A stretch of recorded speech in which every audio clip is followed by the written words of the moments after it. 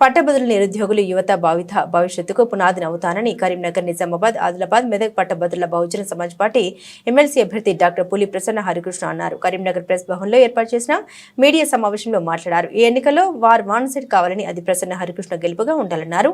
25 ఏళ్లుగా విద్యార్థుల జీవితాలతో ఆడుకుని వారి తల్లిదండ్రులు ఫీజుల పేరుతో నిలువు దోపిడీ చేశారు.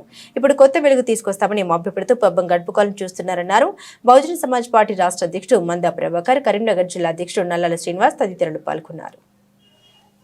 ఇదే ప్రాసెస్ ఏదైతే ఉందో ఒక గ్రాడ్యుయేట్ ఎమ్మెల్సీ కొనసాగించాలి. ఏవైతే సమాజం లోపల పట్టభద్రులకు సంబంధించినటువంటి సమస్యలు ఉన్నాయో వీటిని ఒక నిర్మాణాత్మకమైనటువంటి రీతి లోపల ప్రభుత్వానికి తీసుకెళ్ళాలి.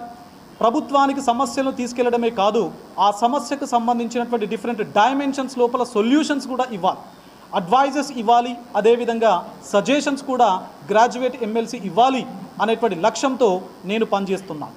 వాస్తవానికి డాక్టర్ బిఆర్ అంబేద్కర్ గారి భారత రాజ్యాంగం లోపల పేర్కొన్నటువంటి ఆర్టికల్ 169 కూడా శాసన మండలి ఏర్పాటు కోణం లోపల ఇదే చెప్తుంది.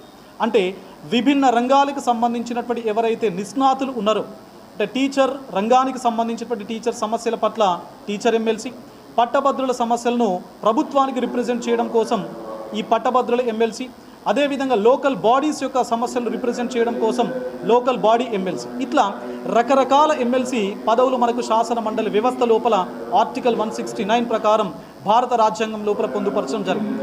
మరొక విద్యా వ్యవస్థకు సంబంధించినటువంటి వ్యక్తిగా, పట్టభద్రుల యొక్క సమస్యలు తెలిసిన వ్యక్తిగా, ఆ సమస్యల లోపల నేను మనస్ఫూర్తిగా భాగం అయినటువంటి వ్యక్తిగా, ఆ అనుభవం ఉన్నటువంటి వ్యక్తిగా ఈరోజు నా యొక్క నామినేషన్ దాఖలు చేయడం జరిగింది. సో నేనందరికీ కూడా, ఈ 4 ఉమ్మడి జిల్లాల పట్టభద్రులందరికీ కూడా ఒకే మాట చెప్తున్నాను, మీ అందరినీ కూడా రిక్వెస్ట్ చేస్తున్నా, మీరు దయచేసి ప్రసన్న హరికృష్ణ ఈ పదవికి ఏబులా కాదా,